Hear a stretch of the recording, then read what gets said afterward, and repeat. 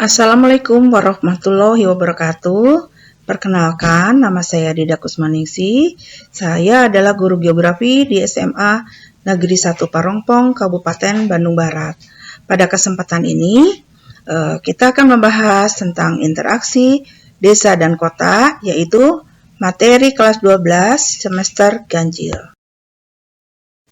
Interaksi wilayah adalah suatu hubungan timbal balik yang saling berpengaruh antara dua wilayah atau lebih yang dapat menimbulkan gejala atau kenampakan atau permasalahan baru.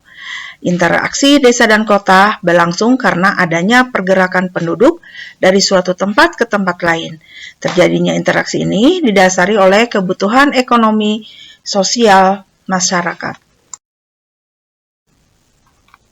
Perhatikan gambar berikut ini. Ini adalah contoh penggambaran interaksi antara kota dan desa. Di dalam interaksi antara kota dan desa terjadi pergerakan barang, orang, uang, dan ide.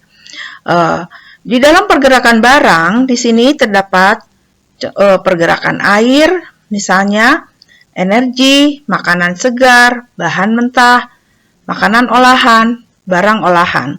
Untuk pergerakan orang, terjadi pergerakan tenaga kerja, pensiunan, jasa, ahli.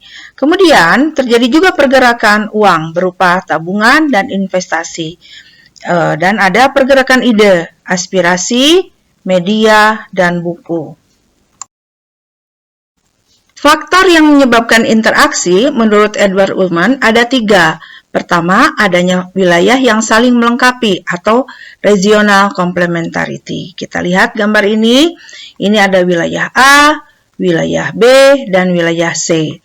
Wilayah A surplus sumber daya X, minus sumber daya Y, minus sumber daya Z. Wilayah C surplus sumber daya Z, minus sumber daya X, minus sumber daya Y. Wilayah B surplus sumber daya Y minus sumber daya X minus sumber daya Z. Sehingga karena saling melengkapi, akhirnya ketiga wilayah itu interaksinya kuat dengan ditandai garis yang tidak terputus-putus. Faktor yang kedua adalah adanya kesempatan untuk saling berintervensi atau interventing opportunity. Kita lihat gambar ini. Ini ada wilayah A, wilayah B. Wilayah A surplus sumber daya X minus sumber daya Y.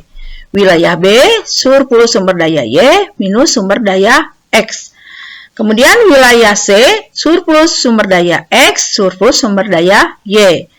Seharusnya wilayah A dan wilayah B ini interaksinya harusnya kuat karena saling membutuhkan, saling melengkapi. Tapi ternyata interaksinya lemah.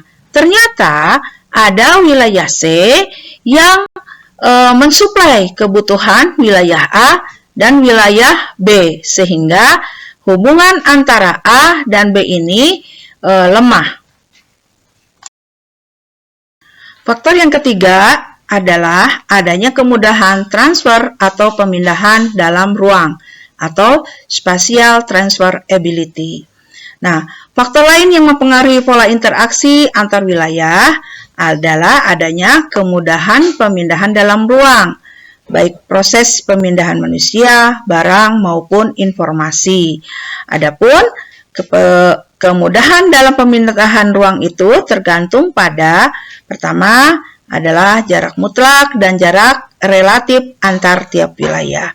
Yang kedua, biaya angkut atau transport untuk memindahkan manusia, barang, informasi dari satu tempat ke tempat lainnya. Yang ketiga, kemudahan dan kelancaran prasarana transportasi antar wilayah seperti bagaimana kondisi jalan, relief wilayah, jumlah kendaraan, dan sebagainya.